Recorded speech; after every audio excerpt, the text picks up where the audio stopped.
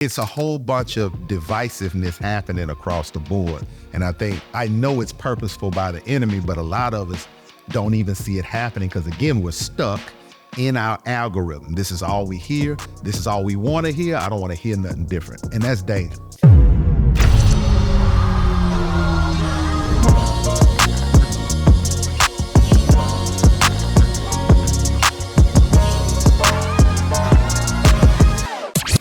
What's up, man? Thank you for being a part of the Legin Podcast. If you're here, you're a part. If this is your first time, welcome.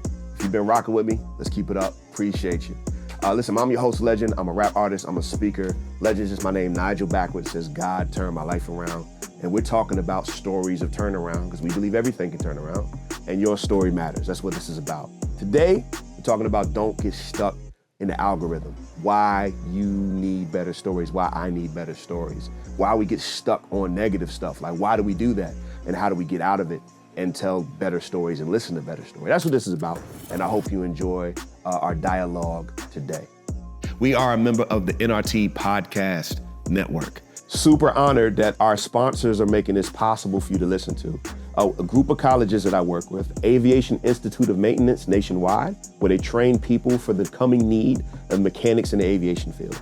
But also regionally in the Virginia area, Centura College that teaches trades like the medical profession, as well as massage therapy. And then right in Norfolk, Virginia, Tidewater Tech is teaching people HVAC, car maintenance, stuff like that. If you need a good job, a change, get on your feet, or just a way to change your family tree, go check my folks out at any one of these colleges and tell them I sent you. Also, my friends Chick-fil-A, Broad Creek Crossing in Norfolk, Virginia, right off Military Highway. That's the one I go in. You might see me in there eating a sandwich, pull up, go get some good food. But also, if you're looking for a good job, they are hiring. I believe they still have spaces, and they'll take care of you if you get one there. They're really good folks. So again, don't get stuck in the algorithm. I hope you enjoy the story. Do me a favor, rate, like, share, subscribe, do all the things, comment, send it to your folks. Appreciate you being part of this movement. You partner with us by sharing this thing. And I hope it's inspiring your life and encouraging others. Enjoy today's episode, and I'll see you soon. To my left and your right, my enthusiastic and energetic co-host, JB Harrison, the man, the myth, the legend. He's excited to be here. You can tell by the smile. Look at all them teeth. You see how excited he is to be here? That's the best smile ever. Listen, man, listen. And his voice ain't even that deep. He's dropping it just for you. Yep. Just for you. Just for you. JB, Blessed. Be blessed by it. JB is a business owner I admire, a family man I admire, a marketing genius, a promoter. We've traveled to Africa together. He used to manage me back in the day, and he got too big and couldn't do it anymore. But that's my guy. That's my guy. I respect his voice, his thought, his mind. Seriously, that's my homie. Love him to death. Love you to death, brother. Don't say that. Man. Love you, bro. You know what I'm saying? Appreciate it. To my right and your left. Don't make it weird. Hey, listen, it's coming, bro. It's on the way. We on the way. My illustrious co-host. I've said that like 4 episodes in a row. Yeah, I feel illustrious now at this point. I believe it. You say that's your response every time I say it. Is it? Yeah. Okay. Wait. What exactly does illustrious mean? Don't know, honestly. I mean, I feel special about it. Let's look it up. I feel like it means illustrious. And I watch. It's something that I think I spelled it wrong. In my life. There's illustrious.com up here. Well known and very distinguished. That's good. Shining brightly. That's it. I said I felt illuminatory. Okay, I think that's a word. But every time I said it, it felt like shining. So it's in here, shining brightly. Right, I'll take that. You know what I'm saying? That's there. Illustrious. This is Anomaly Art Studio. My brother has taken his passion and he does professional graffiti in the city. Absolutely. He paints buildings, does murals, killing the game. Yes, sir. Always positive stuff, nothing negative. Absolutely. Because of what God's brought him from. And the theme of this season is the Your Story Matters. See, after we just kept talking, it just seemed to be going down that tunnel. Yeah. Your story matters. So we talked about a lot. And today, with the way you get flooded with stories over and over and over again, what we wanted to talk about, man, is just don't get sucked up into the algorithm. That's what we are today. Don't get sucked. Hold on, let me go to my notes. Don't get sucked into the algorithm. And the premise is, man, that we need each other's stories. Absolutely. Because if you allow yourself to just be consumed by the algorithm or taken in by the stuff you like and all that, beautiful stuff, your culture, your people who look, think, and act like you, beautiful, fantastic, gorgeous things come out of that. But if you're not intentional with building outside of that and having what I'm going to call intercultural connectedness, then you will only get the narratives that are pertaining to that culture, your culture. Absolutely. Only get the narratives that are destructive towards your culture. And you won't hear the beautiful things that are coming out of other culture, other places, for people who don't look, think, act, or vote like you. The algorithm feeds off of your likes and your friends and what they like. It's no growth. And yeah, so you stay in a box if you're not careful. Yeah. So we wanted to talk about today is the algorithm's going on, is pushing you one way.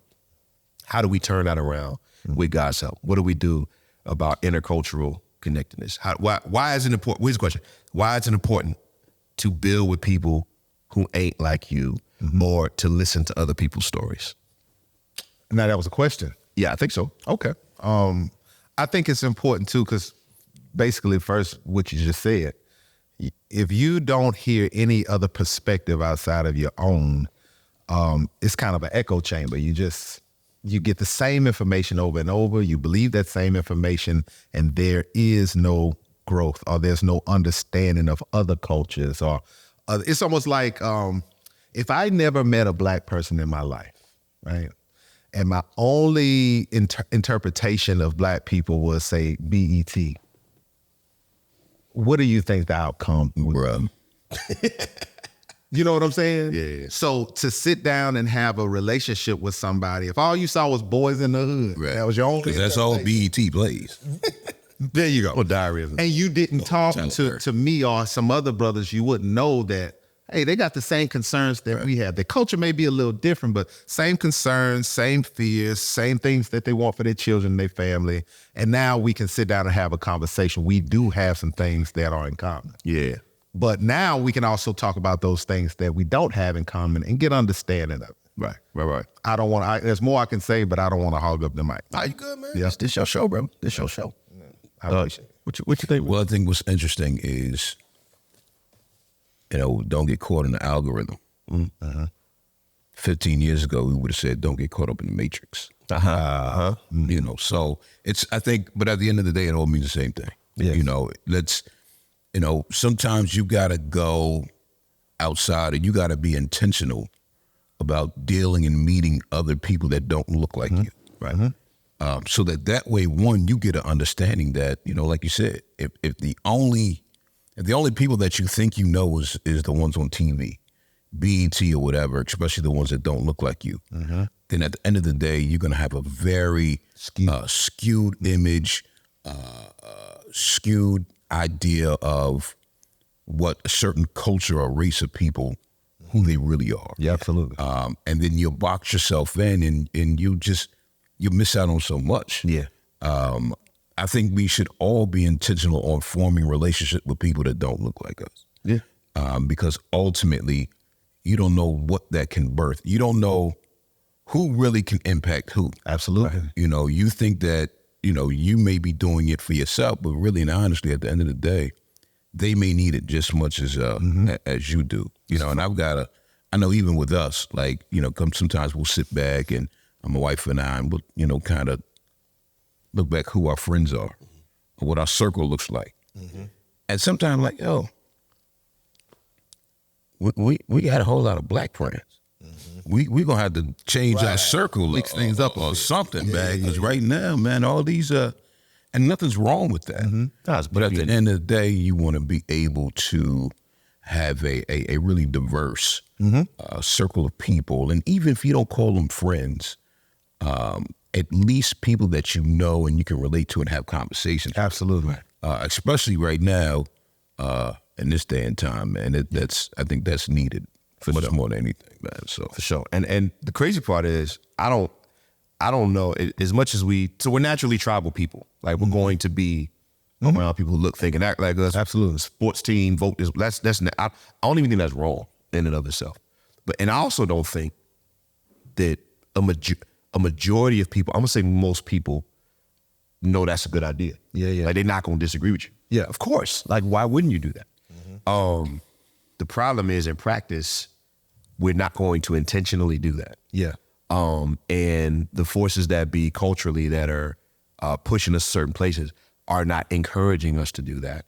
Even though there's all this inclusive talk, that's not normally, you're pushed to, what's up, brother? You're pushed to be, even if people look different, you're pushed to be with people who think the same. Yeah, absolutely. And you're not encouraged to, like, step out of that and say, man, why do you You know what I'm saying? Matter of fact, it's gotten to the point to where if someone thinks different than me, they've ultimately become my enemy. I don't want to hear from them. Definitely. If you're not talking like I'm talking, I don't want to hear from you. We're even, as black people, we're broken up into sections as well. Yeah. You feel what I'm saying? White people, especially you get into politics and things like that, we've been broken up into sections. Jumping down there, man. Like, that's my soapbox. Yeah. So that's a dangerous thing as well. Having an echo chamber with, like, you got the manosphere now. You got guys who are mad at women. They usually stick together. That's fact. You got women who are mad at men. They usually stick together. And if you sounded like you are a little less feminist or whatnot, you the enemy. You a problem. You a part of the patriarchy. Yeah. You know, they use these words. So it's a whole bunch of divisiveness happening across the board. And I know it's purposeful by the enemy, but a lot of us don't even see it happening because, again, we're stuck in our algorithm. This is all we hear. This is all we want to hear. I don't want to hear nothing different. And that's dangerous. That stunts growth. But I think also, outside of BET and media, what about on Sundays? That's another place. It may be one of the most segregated. Right. Because on Sundays, quote unquote, we all serve the same God. Mm-hmm. But look where we serve him at. That's good. Big facts. Yeah. Most of the time it's just one of them things. Why, I don't know. Maybe it's comfortability. I'm not really sure. Yeah. But you best believe they're over there, and they're over there. I'm going to say this, JB, and I want you to pick up on it. I will be totally honest. I've gone to what we call the black church. Mm-hmm. I've gone to what they call the white church. And ain't that sad that we call it black church? You go to the black church, you go to the white church. It might make more sense once you finish what you about to say. Yeah, mate. I didn't. All right, man. I went to jab. Like, I think you about to explain what you was like. It's crazy, but I think that's what possibly culturally. What I found that musically, that's one big thing. That's fact. We worship. We a little more loud, boisterous. You know what I'm saying? You may think we arguing in a corner and we just having a conversation. That's culturally, and it's just educating all my white friends because I love y'all too. But that causes an issue because when we get in and they got a lot of guitars, where the drums at? Where the beat at? You know what I'm saying? So I think I've heard the bass so low. I've heard, and I've even felt that I feel more comfortable where I get my type of praise and worship, my type of, there's certain things that resonate with us. And so it causes us to segregate because I like this better. That's not biblical, but it's just preference. I think that's what happens with that. I mean, you're not wrong. And again, I don't think there's anything wrong with that personally. Yes. I think when you allow that to keep you intentionally disconnected, that's problem. That's the issue. Because in those relationships you form, then that's where your social circle's not formed. That's where your political views not formed. Absolutely. And a lot of it is tied to culture. It's tied to sound. It's tied to we do things this way. Yep. Like I show up to, grandma and them black church. Yep. We get out when the spirit's done. Yep. I show up to white church, we getting out at 11:15. Absolutely. You know what I mean? And our mac and cheese is baked. And mac and cheese. Yours may be out the box. You know what I'm saying? There's differences. But this place feels like home. Yes. Because this is what I'm used to. Right. And that's what everybody does. Comfortability. And I don't think that that's inherently wrong. I think the problem is not that that's as much a thing. I think the problem is that we're not intentional with mixing up with somebody. So am I going to go somewhere that doesn't feel like home to me? Right. So I can be with people who don't look, think, and act like me and have relationships that are solid. Am I going to do that? Yeah. Am I willing to take the trip? Making yourself a little bit uncomfortable is important. Yeah, because is that if everybody was to do that more than they currently did, we'd have a lot more intercultural connectedness and relationships. But is it only us? No, I'm talking about, I say everybody. But when I say only us, I hear about a whole lot of black people that will leave to go to a white church. Right. I can't say that I really hear that often about. I haven't heard it. 100% of fact. That, Yeah, I haven't heard it. my white brothers and sisters being intentional Yeah. about leaving from where they are Right. Yeah. and going to a black church. Unless you because you have some Caucasians, some white people that grew up in the black church, And that's it. But the relationship, right? The understanding of the culture. Yes. But very select few. Right, but a lot of us are intentional, and I think it's a couple of things. I think for us, and we're probably getting off somewhere else, but I think for us as black folks, when we move over to, we'll just say the white church, there's a reason behind it. Whether we got mad at the black church, we don't like how they operate, they did some, said some, church hurt, whatever. But it's from what I see and what I hear, it's only us that make that choice and make that decision. Because I was at that place too. I had told my wife, I said, listen, once I finally decide on going back to church, because for a minute I was like, man, listen, I ain't done. Right. Yeah. When I do go, we going to a white church. What made you say that? And it goes back to, I got tired of all the politics. Okay. I got tired of the, and I've done business for so long. And I'm gonna be honest with you, sometimes the church has become a business. It is what it is. Most churches should be run like businesses. Yeah, they should be businesses. But then when you get to some of these black churches that operate in business, but aren't ran like business the way it should, I mean, just the unprofessionalism, some of the things that happen. And I'm not saying all black churches, so don't get me wrong. Some of the ones that I've been to, this is just me talking. So I just got to the place where I told my wife, I said, look, I'm tired of singing the songs about God. I need a blessing. Send down, send it down, Lord, send down all your money. So many times. Yeah, I'm like, Lord have mercy. So for me, Sounds downtrodden. So for me, it just got to the place where I just became disconnected. Yeah. Okay. And so I had to get somewhere else. And I told her, I said, look, I'm done. And we went to a couple of white churches and I enjoyed them, but I ended up at a black church. But I ended up at a black church at the end of the day that has helped me, got me where I needed to be. Yeah, I watched it. So it was less about the black church. It was more about you just kept running into the same mentality. Yeah, same mentality at the black church. So here's what I was going to say was like, if you had to count how many churches that was, how many was that experiences? Yeah, It's been a lot. So more fingers than you got. Yeah, so you start to associate this type of church is this, and it's when people say, "Man, I don't go to church because boom." A lot of times it's a reoccurring example from a cultural issue. Yes, because here's the thing, man. Like church I go to is predominantly white, right? And facts. Is it? Have you seen the website? Well, Kev, He's been. Kev is, you know what I'm saying? Listen, man. Kev got a card. We gave Kev a card. Kev could come to the cookout. Kev got a card. Yeah, he can. Yes, he can. But you know what I'm saying? But like that's in that I'm in that arena, so I know how that stuff works. Right. And so what I'll see is better funded same issues. You're dealing with people. It's a mentality.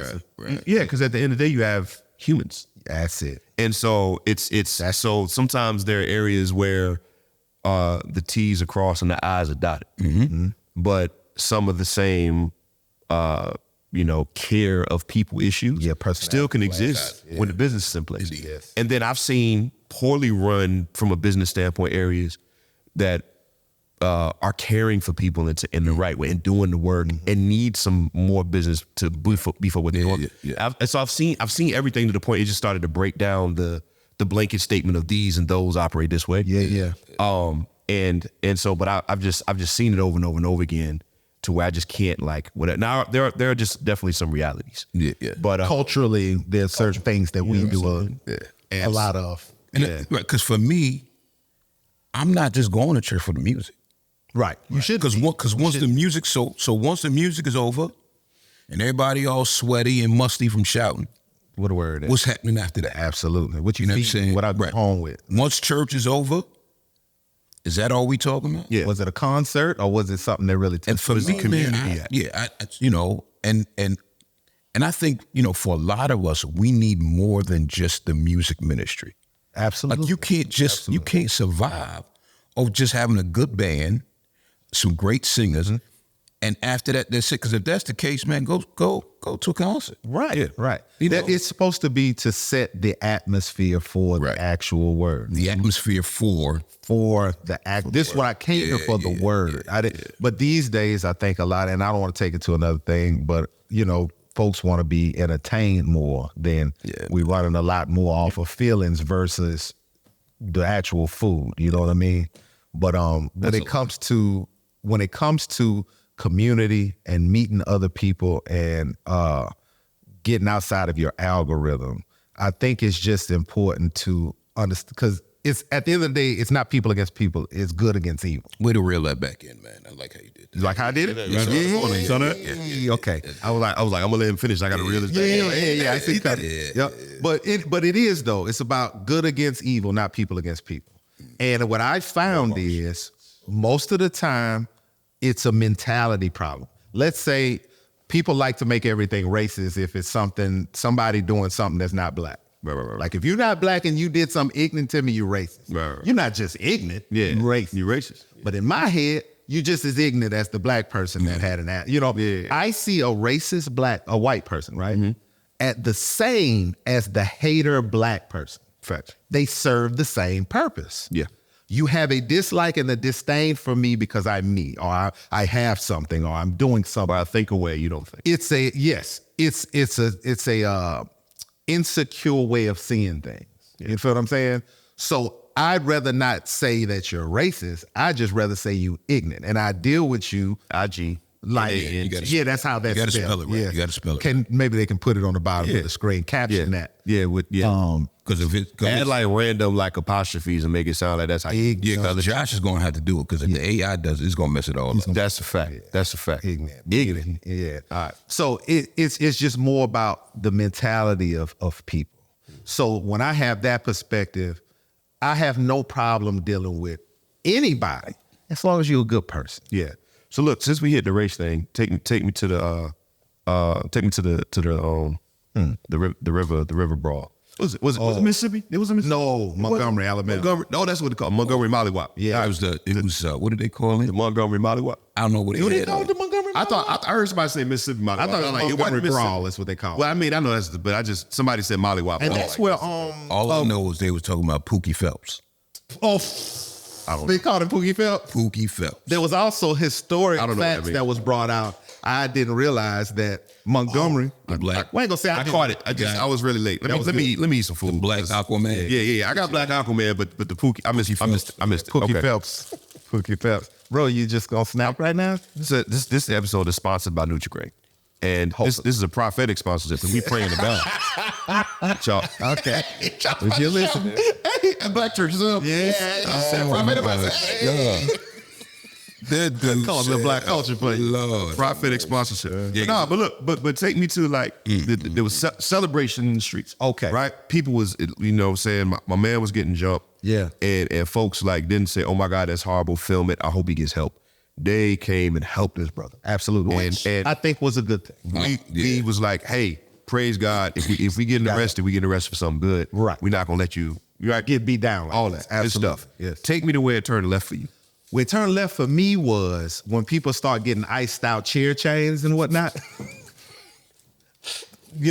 Chair tattoos. I got some history. Yeah, I know Rosa Parks couldn't sit down on the bus in Montgomery, Alabama. So they gave a white person a seat. That's what they said. So my issue was the spirit behind it that began. Yeah. If I was there and I seen anyone getting beat down like that, I'm going to jump in and try to break this apart. Now, what it grew into was something else. I do appreciate Black people as a culture of people working together for something positive. But when it becomes us against them, that's an issue for me. Not even a tattoo? Was it a tattoo? Yeah, there was a chair tattoo on. People got a chair tattoo. It just seems like we were celebrating the division. Like it was like us against them. It was get back. You get what I'm saying? Yeah. So the spirit behind it was. And I guess historically it probably was. Yes. Because we're talking about Montgomery, Alabama. Absolutely. Which is South, Southern. Very South, yeah. I used to spend summers there. A lot of things happen there. My mother's from there. My grandmother was from there. And so I've been down there, and I kind of know that, and historically. Absolutely. My issue was outside of the chair issue, which is probably the biggest issue. Yeah. Because people are celebrating. They got the chair, the tattoos and all of that. But do they also know that chair was used to hit a lady? An older lady. And I don't know if she had anything to do with it, did she? That piece I don't know. Okay, the video, but it did hit a lady. Right. Yes. And so how do you think she feels when she sees people celebrating? Because at the end of the day, how did her family feel? Right. She was assaulted with a weapon. Yeah. Right. Yeah. And I'll be honest with you, I wasn't always there with that mindset. Like, yeah, absolutely. Me, my daughter, my wife, we had the conversation. I was like, babe, would you have jumped in? She was like, nah, I wouldn't have. So just that whole thing. But thinking about it, that chair was used as a weapon. That dude didn't need to get that chair. He did. And he didn't need to hit that lady. He did not. Because at that point, bro, I could have swore she was just coming out of the boat. Right. And at that point, everybody that kind of was a part of it had already been,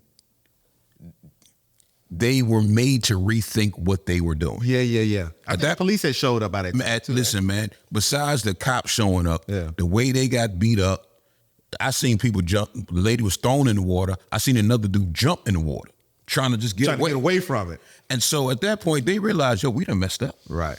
And so it went too far. It definitely went too far. Is the issue that in that moment, when it left the self-defense realm, when it left the stand up for each other, we can't let them do this to us anymore realm, right? When it left all that, and it turned into mob mentality, is there a part of that that's connected to our intercultural disconnectedness to where it turned into something else? Absolutely. Because like for me, it's a symptom of a bigger thing. Yes.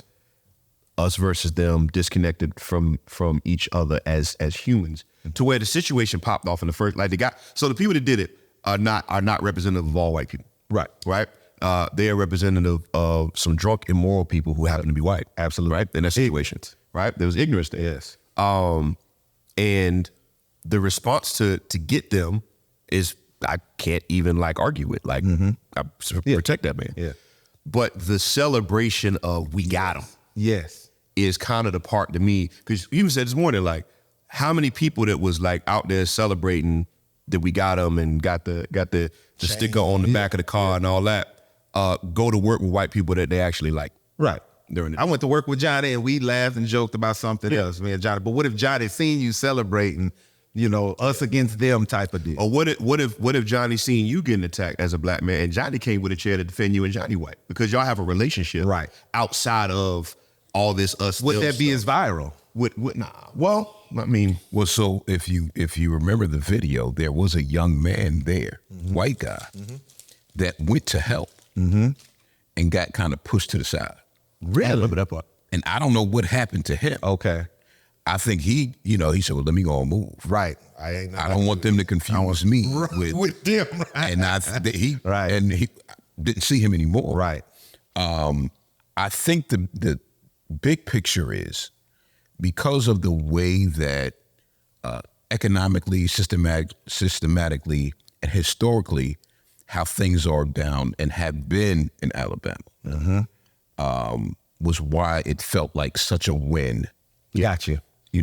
Unfortunately, it turned to, a whole. We were celebrating ignorance as a whole. We ended up celebrating it. Yeah. Because I can't even sit here in front I wasn't sympathetic to it, and I got sucked into you know what I mean? Yeah. Get them. And then I took a step back a day or two later, and I was like, yeah. What, this ain't something to get them off of them. Praise the Lord. Right. But what it turned into, and just the man, we need to. Yeah, because my wife made a point. So there was a time where somebody pushed a lady in the water. I saw that. She was trying to get out her Crocs. I thought it was knee pads at first, but that was her Crocs. It was a Croc. Bust the back of the Crocs. Pushed her in the water. Yeah. And two things could have happened, because one, she got pushed close to the boat. Oof.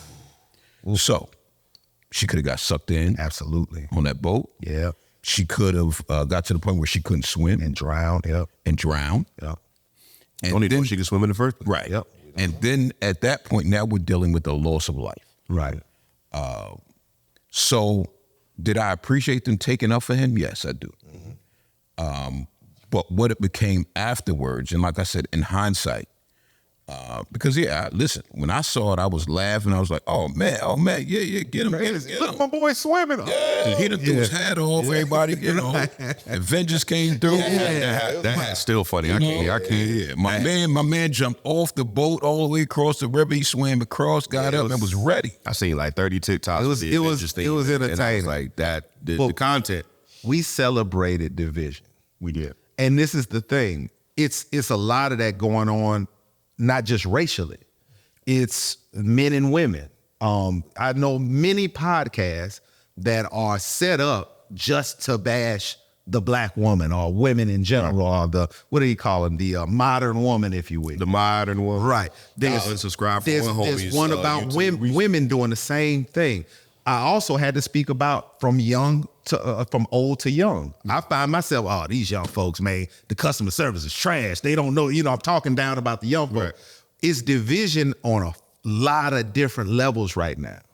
And it's heightening because, again, if you're on social media and your algorithm and all you looking at is He-Man Woman Hater Club stuff, and people keeps feeding you the same thing. Your thread is going to be crazy. It's full of it. Yeah. Nah, the attacks on because there's this response against toxic masculinity and chauvinism and patriarchy, and some of it's earned. Yes, absolutely. Because there's ignorant people of all kinds everywhere. Right.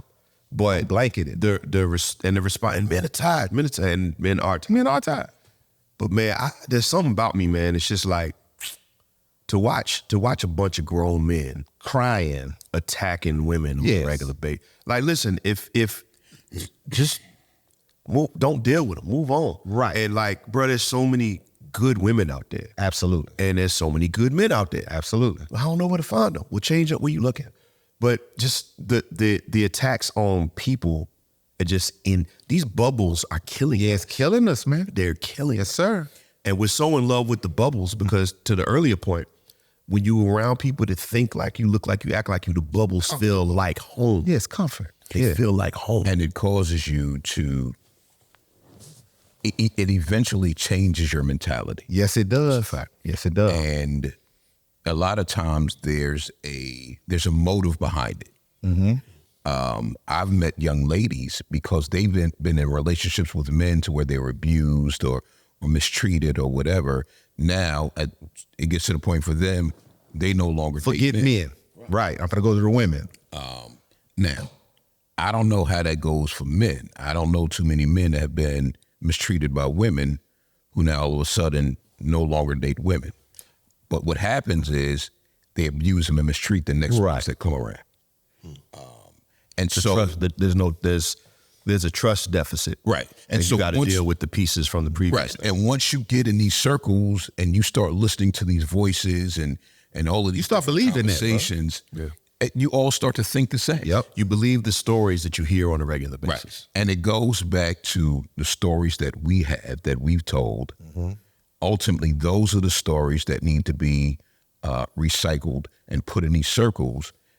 Because at the end of the day, we all go through those stories have allowed us all to get to a place where we need to be. Yes. I got this thing I say, man, and this is the reason why these places feel like home. Transparency is the greatest connector. Absolutely. Yes. When you're transparent with somebody, I've been through, like if we just meeting and we hanging out, and I'm like, hey man, let me tell you a little bit about myself. You didn't ask for it. You didn't. I'm like, I'm gonna be vulnerable for a minute and say, I've been through this. This is what I've been through. This is what I overcome. My fears. Like without you even trying to, your defenses go down a little bit. Right. Yep. And your trust goes up. And you have to tell me that. Like, why would you trust? Like when somebody comes up to me now and tells me something really vulnerable, like after I like rap or speak or somewhere, my response is, thank you for trusting me with your story. Yes. Because you did not have to tell me that. Right. So when you're in a bubble and you're sharing hurt, pain, shared experiences, shared trauma that needs to be shared and worked out in community and counseling.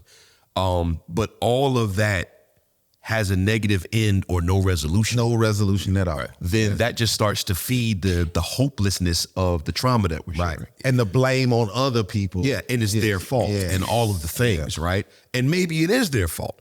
But is there anybody in that bubble or in that community that can, one, offer a bit of resolution that's not harmful to somebody else? Mm-hmm. Or is there somebody outside of this bubble that can come in and show us that they're not all like that? And break up the fact that we even have this bubble in the first place? Well, I've seen firsthand the impact on someone putting themselves in we'll say a bubble. Mm-hmm. I've seen the impact where it can cause a positive change or a negative one. I've seen it personally in my own home. Mm-hmm. I've seen it with people that I don't even know. And I'll be honest with you. Here's a transparent moment. For a while, I would research why people would listen to certain music. Okay. Why would somebody want to serve the devil? Like, why? Right. It doesn't even make sense. Right. And so I found myself checking out some of these, the heavy rock songs. Yep. Mm-hmm. And a lot of these heavy rock songs and these bands have chat rooms. Now, I'm not saying y'all go to the chats. No. I'm just saying this is something that I did. Yes. And when I went to these chats and I saw what they were talking about, I saw one particular post. It was a thread where a young girl who was the daughter of pastors. Her parents got killed in a car accident. She's seeking, she needs help. Yeah. Somehow probably mad at God a bit too. Somehow she ended up in this thread. And she's trusting these people, hey, why did my mom and dad die? They served God. They were doing all the right things. And these people that were in this bubble said it was God's fault. Wow. And the crazy part is this. A lot of people that choose to serve outside of Jesus that used to be Christians, there's a reason behind it. Absolutely. And a lot of times it goes back to who you surround, your bubble, that algorithm, and then on top of that, who you're asking questions to and seeking answers from. And at the end of the day, I don't know what happened to this young lady, but that is a common thing that when people are going through things, trauma in their lives, they're seeking guidance and help and assistance. And if we're not transparent enough, honest enough and open enough with them, they're going to go find it from somebody. Yeah. They're going to seek a solution to their problem from somebody. And so for us, why not us? Absolutely. Why not us instead of somebody else that, at the end of the day is going to drive them and have them somewhere where they really don't need. I'm going to tell you why us, and I think I know where you about to go. Let me know if I'm wrong. No, go for it. The Bible says that a wise man's steps are ordered by the Lord, right? But what if those steps are ordered by that thread with the Satanist in it? What if it's ordered by MSNBC? Yeah. What if it's ordered by Fox or your favorite rapper or whomever? Someone's going to be preaching to you. Yeah. So that's why the gospel is important, because those answers that we're looking for are there. We can let the Lord guide our steps, because the world's throwing all types of crazy at you. Matter of fact, we got so much information now, people run around confused. You can search anything on Google, but people still confused. Man, you're right, because what you're saying is there's a natural bubble you'll find yourself in, or in that young lady's case, you're seeking out a bubble. Like, I just need answers. I need a community. I need somebody to rally around me. And it's showing this deep embedded desire for us to have healthy community. Absolutely. And we are trying to find answers. We're trying to find places. Community should be what you find in church. Like, that's the whole point. All of that stuff is showing this deep desire. The problem is we go to bubbles to find those places.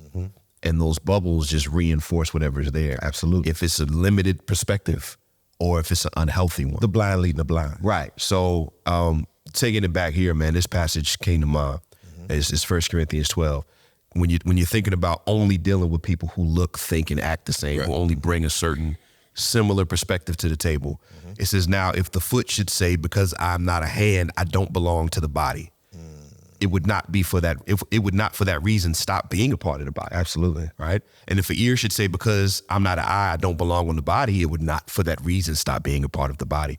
If the whole body were an eye, where would the hearing be? If the whole body were an ear, where would the smell be? But in fact, God has placed the parts in the body, every one of them, just as he wanted them to be. If they were all one part, where would the body be? As it is, there are many parts, one body. This is religious, biblical, church. We don't look, think, and act the same. If our commonality is Christ, we in the body, period. Don't cut them off. Don't look at them crazy. Absolutely. This is what it is. Absolutely. If you're not in the faith, if that's not your worldview, take that out of that. Like, listen, he vote this way. He think that way. He felt this way. He was celebrating, the brawl, the Montgomery brawl. And over here, they were like, look at them. They're crazy. This is why we don't deal with them. All that type of stuff, right? But the commonality in the thread is that if you break it down, man, you bleed red. You want your family to be safe. Absolutely. You want to be okay and taken care of. And now those common threads connect us. Absolutely. And we allow these bubbles to divide us, man. My biggest soapbox, man, is where we are with politics. In this country. Like, I can't stand where we have with politics. Like, and the circus just started. The circus is going now. First debate happened, and I got so frustrated. I don't even pay attention to stuff. I read what I read, but I was like, let me check out what happened with this debate and read some. Listen to a little couple commentaries. It was funny. You know what I'm saying? It was funny. It was. But the comment. This is the thing. It was funny. The thing I walked away with the commentaries from professional newscasters, pundits, whatever, was they were commenting on it as if it was an MMA fight. Right. You know what I mean? They were commenting like it was a boxing match. They weren't talking about like the issues. They weren't talking about all of the comments were, and when so-and-so said this, that was a zinger, and he's gonna be remembered for this line right here. He really got him with that one. And it was like a game. Yeah. And I'm like, bro, y'all are not to mention the politicians that are up there fighting, and I already expected them to be part of the circus. But the people who are supposed to be giving truth to and we already know this, like they're feeding their audiences. And there was, I'm sorry, I'm about to go somewhere else. But they were giving us commentary as if it was Showtime and the boxing stuff. Absolutely. And I was just disgusted. I was like, bro, like, this is not that. Are y'all trying to fix things or win an argument? You know what I mean? Like, and we got 18 months of this. Absolutely. 18 months. I'm politically atheist. Of facts. I don't deal with it. We got 18 months of people who are going to fight each other in the same party and say nothing good about the person that they're in the party with until one of them wins that vote to be the representative of that party. Then they all of a sudden go support him and not speak bad about him again. Hypocrites and liars. I'm tired of all of it. But those are our leaders. So that you know that's going to trickle down. It's going to trickle down. And that's symptomatic. And we look to them and we vote for them. And we claim, no, these aren't our saviors. We treat them like saviors. Absolutely. And that's endemic of this bubble that we live in. And that's just the political arena. Right. That's many. It's crazy to me. So, man, so the question is, how do we intentionally, to take it back to the first, how do we intentionally get out of these divisive, unhealthy, negative cultural bubbles? I would say, first of all, take your emotions out of it to a certain extent. Because due to the history of, let me speak as a black man, due to the history of things, I could see us getting upset about, certain situations and certain things that they may say. Because a lot of times, and it's always like it's white and black, like nobody else is involved. Right. It's like there's no Chinese. There's no other colors. Right. There's no other colors, just us.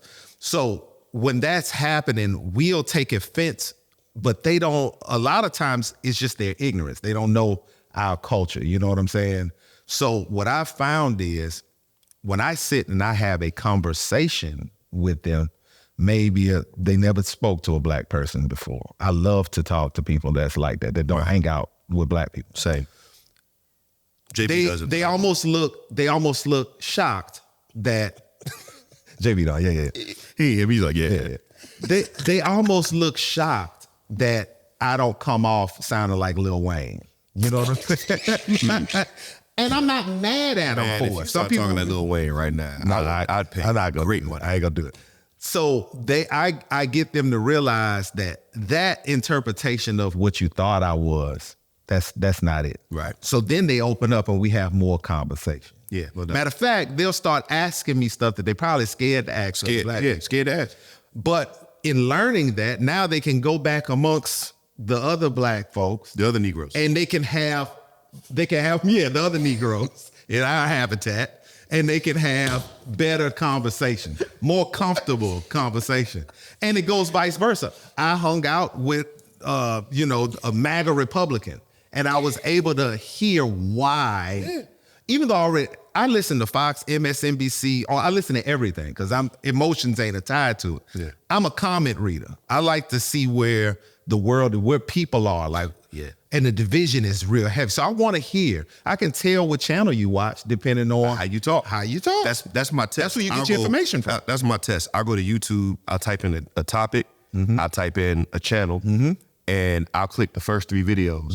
And I don't even watch the videos. I just read the comments. Yep. And for each one, it's the same 3 or 4 arguments repeated over and over again. We're given the programming is crazy. We're given what to be mad at, depending on what channel you watch. We're given what to get emotional about. You know what I'm saying? We'll see 10 black people get shot in our neighborhood this week. But if they don't show it on TV, what comes on TV is the cop shot a black person. Now we're marching about it. I'm not saying that we shouldn't, but don't miss the other 10 that got shot by Pookie and Ray Ray last week. Right. All I'm saying is we're allowing other people to dictate to us what culture should be. Yeah. If we sit and speak and have relationships with each other, we'd have a better understanding of each other. That's just how it works. You know that I'm not if I say a joke or something like that, because you know my heart, you know I'm not coming for you. You know that I got a good heart and I meant it and all. Care for you. Yeah. But if you don't know me, you may be like, oh, he hating on me. He just that. Right. But relationship is important because you get to know the heart of these people. Yeah. And you get an understanding of them. Even if they're different, you get an understanding of the things that are similar and those that are different, and you understand why. Yeah. So relationship is important. It is. I think that's the first thing. I think what's key is to put yourself somewhere that's going to make you uncomfortable. You got to be uncomfortable from time to time. Absolutely. So you may have a particular hobby or something that you like to do that maybe in your neighborhood or in your community, you may be the only person that looks like you that likes that hobby. Yeah. Well, don't not like it or don't not do it because you're the only person that looks like you. Go do what it is that you like to do. And at that point, you may find yourself surrounded by people that don't look like you because you all share the same love and the same passion for whatever that is. Yes. You're going to find yourself building certain relationships. Yeah. Yes.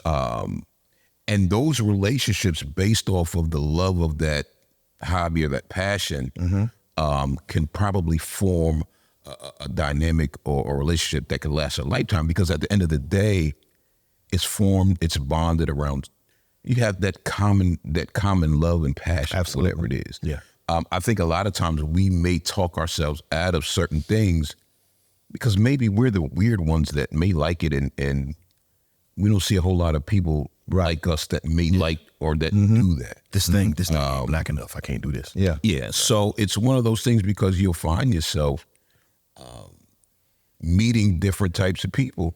Absolutely. Because my wife and I, we love 80s music. Like we really do. And we'll go to a lot of these concerts where they doing the 80s covers. Yeah. Or we'll be walking with the kids or riding our bikes playing 80s music. And a lot of times our neighbors may ride or look like, is that them playing that music? Yeah. And we're like, yeah, it's a great song. Yeah. But it turns into something that Absolutely. That really it turns into a great. It's a connect. It's a connector. Yes. Yeah. And a lot of times I think we're so afraid to show certain sides of us. Yeah. Because of what others may think that don't look like us. Yeah, especially us. You know, Yeah. but it's got to get to the place to where Don't want to let your team down. yeah, That's it. No, listen, sometimes being uncomfortable is a good place to be in. Yeah, absolutely. It helps. Let me take that too. I would say, in addition to that, be willing to be wrong. Yeah. Be willing to, you know what I'm saying? Yes. Take a risk. Yes. What if you thought this about whatever, and you were dead wrong? Yeah. And you stepped out of your comfort zone enough to find out that your perspective was tainted by all the things we talked about. Right. Yeah. You know, be willing to be wrong. Matter of fact, this is another thing. If you attach your identity to your culture, your bubble, how you vote, whatever your thing is, if that's this is who I am, is this You feel bubble attacked thing, if somebody different. you can't be wrong about it. Yeah. Because if you're wrong about it, Even your sexual preference. yes, on everything. I mean, that's heavy. Like this is who I am. Yep. And That's true. if you're wrong about that, if something's wrong about that worldview, everything about you is wrong and crumbles and falls apart. You can't risk losing this argument. So you can't risk being friends with somebody outside of that who may burst your bubble. Yeah. You can't risk hanging out with folks not in that community because you're gonna make your community look bad. And you might find out that some of the stuff you heard, most of it was true, but this one or two core things won't it. And now your identity's falling apart because it was in that thing. When if your identity, this is where the gospel comes in. If your identity is something, it is rooted in something transcendent and outside of yourself, that's unshakable, the anchor can't be pulled up, like the person of Christ, which is where my anchor is. No matter what happens, whatever we do and don't get wrong here, there's nothing that can change who he is and what he says about me. He never changed. My identity's in that. If I vote right or wrong, doesn't matter. If I think right or wrong about an issue, doesn't matter. If I fight for a social justice thing and I believe it, and then find out something, doesn't matter. Like my identity can't be, I could be like, man, crap, I was wrong. Dang, that sucks. Let's keep it moving. So if you don't have your identity in something outside of a temporal thing, you're in danger of your identity getting messed up. Absolutely. And you further retreat to your bubble to stay safe. You got to risk being wrong. I had a couple come to me, man. You were saying about this news talking. An older white couple, and they pulled me aside. I think I just got done speaking somewhere. And it was like, can we ask you a personal question? I was like, of course you can. And they said, we don't have anybody to ask this to. Like, what if you had told them no? I mean, I probably would have been funny. Just see how they're funny. I was just joking. Come on back. I was playing. No, but no. They was like, can we? I was like, yeah. They're like, so we over the past few years, an older white couple, we've seen where we've had our head in the sand on some issues. We didn't realize it, and instead of walking in shame or acting like that wasn't the case and being prideful, we decided to dig into the stuff that we just missed and thought wasn't the thing and was over. And we're finding out so much and we're learning so much and we're trying to figure out how do we help with there's just good direction, right? So, but we went to this play and it was a civil rights history play. And again, we're learning so much and we're buying books and da-da-da. They said at the end, they started showing all these civil rights heroes. And they showed the Rosa Parks and they showed the Malcolm X and they showed them, we're like, yeah, great stuff. And then she said, but then they started to show Trayvon Martin. And then they started to show Tamir Rice and all that. And she said, and we couldn't reconcile why they had them next to Rosa Parks. Because she said, these kids shouldn't have lost, this should have never happened. But they're not civil rights heroes, are they? She said, what are we missing?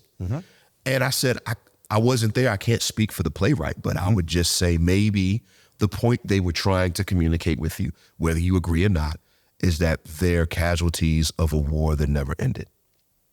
And just that, they were like, that sounds like exactly what they were trying to say. So thank you very much for that. That just changes my whole. Some other black person would have got offended that they asked that. They would have got offended because they stepped on a landmine. They can't even bring. What do you mean you don't get? You know what I'm saying? Right. And I was just like, bro, like that's probably what they were trying to say. And they were like, thank you so much. And they like hugged me and kept it moving. And I was like, happy to be here. You know what I'm saying? Now, this was the one you knew? You knew them. I didn't know. And it goes back to, and it's just one of those things. One, we have to embrace and be able to embrace questions. Absolutely. From other cultures and races of people that don't look like us, for one. We can't, and even for us, we can't always be the angry black man. No, man. You can't sustain it. Because sometimes people are really coming to you out of question. Like they have questions. They're totally clueless. And they want to know, they want to learn, they want the education to it. But or even just the vantage point. Like, yes. help me see another this. perspective. When you hear this word, what happens? I didn't mean to cut you off. But your response could have done a couple of things. One, they could have walked away with a whole new, the response that you gave them was probably exactly what they needed. Now, to flip it and give them the other response, like, what do you mean? Why would you ask me that? Then how would they have felt, or what would their thought process be walking away from? They're probably gonna ask another black person nothing. Well, they ain't asking nobody. Nah, I'm just gonna make my own interpretation. They going to the grocery store. If that change ain't right, they asking about the change. Nothing. You can have it. You can have it, Yep. whatever. But You guys are aggressive. yeah, too much. Yes. But what that did for them. Yeah. You know what I mean? And I can have black pride without pushing on you white shame. Absolutely. that's good. That's pretty good there. That's bro. good. Is that yours? It is. I just can we copyright? I wanted to Say that one more time. I can have my black pride without forcing upon you white shame. Absolutely. That's good. That's good, man. That's good. I don't know if they should. You probably bred that somewhere. I don't want you calling me out. You know what I mean? Like Josh edited that, so cut him out when he said that part, please. Yeah, I mean, I tell you this too. Again, my church predominantly white, and JB didn't know that, but he does now. There you go, JB. And I was preaching about like race at some point, and I had my notes, and again, it's white church, so we got notes, and it was. I'm gonna get text about that, but like, so I mean, I'm going through my stuff, and I said something. I just kind of went off script about, look, man, like I'm black. I'm proud to be black. I'm proud of my history. I'm proud of what my parents went through. I'm proud of what my grandparents did. My grandparents broke barriers. Like my granddad was part owner of the first black-owned pharmacy in Arlington. We're giving out free lunches, feeding the community. My grandfather came for that. My uncle integrated the high school I went to. My mom was the first black Miss Bayside. Shout out Bayside High School. I'm in the neighborhood I grew up in. They had chains to keep my mom from crossing over to the white side. And then we moved back, and I'm jogging around that neighborhood just celebrating the fact. Like I'm proud of what we've overcome. I said, and I believe that God made me black. I don't want you to not see my color. I want you to see it. Don't be colorblind. Don't be colorblind. That's dumb. Like, black is beautiful. Like, we on it. Like, this is fine. I'm made in God. Did you say being colorblind is dumb? Yeah. Aren't you colorblind? I am. But he said what you meant, though. I just see it. It takes JB to take it. He's trying to cause division. Just go back to the Matrix. He's the glitch in the Matrix. We was on the track, and now we off. Algorithm, man. Get Let's out go. the algorithm. know that man is colorblind. I mean, you know what I mean? But it's just humbling. He had a whole. I'm trying to humble. We did a whole segment, a whole episode on It's humility. humility. This is biblical humility, man. All right, man, go back. Go ahead. Whatever, man. All right, but you know. So be colorblind. I will be colorblind. But if you're not colorblind, don't be colorblind. Don't be colorblind. Don't be colorblind, right? All that stuff. I'm sorry. I'm celebrating my blackness, right? I'm like, I need y'all to know, like, if I see injustice in my community, that's when I'm attached to. I get more impassioned about that. It's not that I don't care. I do. I hope that I would fight just as hard for injustice as you. But I see this and I'm like, yo, we got to. I'm there. I said, but if God made me in His image, and I'm black, and my black is beautiful and it's made in God's image, and you're human, and if I'm reading the Bible right, God made all humanity in His image. God made you in His image too, and your white is made in His image. So just as I'm proud to be black, you should be proud to be white, because God made you that way. I ain't mad at it. I don't care what anybody says. God made you that way. Be proud of that and enjoy that, because God is beautiful. It's just as beautiful as my black is. And it was just a simple statement. Then I went back, finished my message. Bro, I had a line of people crying because they had never been told it was okay to be white. What? Of course, we wouldn't think about that. We wouldn't think about that. And then I can already hear the like, well, of course I don't, because the privilege. I hear all that. I hear. We I all have right. to tell them it's okay to be. I hear all that coming, and there's some validity to that. I get it. Yeah. But just I'm like, I'm not mad at you because you white. I don't care. Right. I love how God made you. Just because I love myself don't mean I hate you. Facts. Just because I got black pride don't mean I got white shit. Right. And I was like, bro, if nobody ever told you, let me be a black man to tell you it's okay to, but enjoy your white. Look, your white is beautiful. Do that.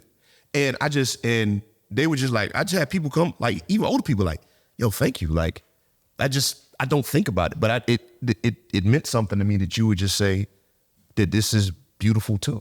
Yeah, because you don't see shirts that say white is beautiful. Right, you don't. You see my black is beautiful. All the time. And there's a reason for that, because if we felt pushed down, Thank you. like, Yeah. you know what I'm saying? Like, Yeah. we're trying to build ourselves up. And I think we have to do that with the history that we have here. It just, I'm all for that. Right. But it doesn't have to be to the crushing of you. Right. You know what I'm saying? Let me tell you, I every now and then online, I'll get some blowback if I post something that says, oh, support these guys, it's a black-owned business. I've also got white friends, but some of them are feeling like that's racist. Nah. It's racist because I can't say support white business. I say, yeah, you can. It don't bother me. Say what you want. Recently, I got an award, Black Men Rock Award for Best Artist or whatever, right? Oh, we got Black Men Rock. I knew we had. Yeah, I seen that. Yeah. She came knocked on the door. Yeah, it was real cool. Yes, thank y'all so much. And I forgot the names. But anyway, charged to my head and my heart. But thank y'all. So, Latrice, thank you, Latrice. So when it happened, I posted about it. You know, everybody was celebrating. But here go my boy, the white guy comes in. So what if I had, this is racist, what if they had a White Men Rock Award? I say, bro, I would clap it up and I would come and support you as long as it's from a positive perspective. You know what I'm saying? Mm-hmm. But I get what you're saying. But I have to constantly explain to him, due to our, like you said, our history, right. There was a time there was no black business. Right. We do need Or they got burnt down. So therefore, in the black culture, and this is me also educate my folks that didn't know this, in the black culture, we celebrate when someone has a business because there was a time that they didn't. So yes, we say a black business. We know that they're white businesses. We ain't tripping about that. But we shop at them. We shop at them. We shop at them probably the most, to be honest. But we support and we uplift each other different due to our history. We shop at them. We don't complain. Nope. We shop at them. Tip. Always give our money. Yep. Still shop at them. Absolutely. Even get treated bad. We still shop. We still shopping at them. Coupons. Right. Did you know? So black business goes through a lot. So therefore, we celebrate, uplift different due to our history. But again, that's not a dig against you guys because It shouldn't be. it shouldn't be. Don't take it that way from that perspective. Again, you know our heart. And if somebody is digging, it ain't all of us. Nah, it ain't all of us. Nah, I feel you, man. Like I think that we have to just really get out of both. And look, and in this conversation with, black, white, because it's 3 black dudes up there, and that's not, that wasn't the intention. But please take the idea of intentionality and apply that to your life in the way that's best suited. Like if it's intercultural connectivity with somebody that you're in community with that has different thought processes, votes different race, ethnicity, different culture, different religion, whatever. And you just kind of like avoid connecting. I'm not saying you need to go and, invite everybody out for coffee. But if your heart is kind of inclined and pulled towards somebody, but you find yourself avoiding it because it doesn't fit this dynamic. Push past that and say, hey man, you know what? I'm about to grab lunch, man. You want to come with me? Mm-hmm. And just take a step. You know what I'm saying? And listen, and this is important. I learned this from my friend, and I'm about to wrap up. I learned this from my friend who runs a nonprofit, does a lot of fundraising. He'll meet with somebody who's got the ability to cut a check and fix his whole budget, right? For a good cause. What's the name? No, I'm not giving it to you. But I learned it. He was taking me out to show me his method of fundraising and friend rate. We would go out and he would sit with this person and hang with them and get them a lot of time. 2-3 meetings. Never ask for a dime, never talk about what he was about. And I was like, bro, we wasting time. This could have been 6 meetings with. He's building a relationship. And he has over time a strong donor base. Yeah. Because he doesn't have those relationships for the donations. Mm-hmm. He legit has them because he has those relationships and they're dear to him. Mm-hmm. And it turns into supporting the cause because they agree on the cause. But I watched him. I'm not here to prove a point, to ask. He doesn't do that on the first meeting, even though probably there's some metrics that would say he should. Yeah. I've taken that. What'd you say his name was again? I'm not telling you. I've taken that into, it's just, Man. I've taken this into my friend situations. Mm-hmm. Bro, we on different sides of the track. We see things different. I don't want to talk about none of that. Right. What's your family life like? Where you from? What you care about? Where you want to go? Yep. And then James, slow, quick to listen, slow to speak. Mm-hmm. Tell me your story. I just want to hear what you're about. Mm-hmm. And if you want me to tell, I'm happy to tell them. I'm happy to. If you want me to jump it off, I'll jump it off. James, the book of James, or James is his name? The book. He doesn't go. JB doesn't read the go. Bible. He's got a picture Bible with cartoon characters. That's a good. I know. All I'm saying is, man, if you can walk with anything, just take a step. Be willing to risk being wrong. Get uncomfortable. Relationships. Yeah. And don't let your feelings get in the way. Feelings aren't facts. Just, all the algorithms and news channels and politicians and cultural pundits who are pushing on you any sort of they, them over there. Yeah. Get it out the way, man. Yeah. Just stop giving them your ear, because they don't deserve your ear. Your ear is more important than that. Your ear is made in the image of God. Like, you listen to godly things versus stuff that is, whatever. A wise man's steps are ordered by the Lord, not by anybody else or anything else. So he wouldn't order us to be divided. Amen. I get a name when we done. James. I just need the last name. That was the last name. His first name was Book. Is that first name Book? Book of James. Book of. His name Book of James. Bookman. Book of James. Book of James. Book of. James Bookman. Yeah. All right, anyway, that's a hard way to end the episode. But we love you anyway. Yeah, do all the things, please. Thanks. Please. Hey, man, thank you so much for watching this episode. Do me a favor. Please like, comment, share, and subscribe. Go to the show notes, do all the things, and let us know what you're feeling, because we'd love to hear from you. Appreciate you.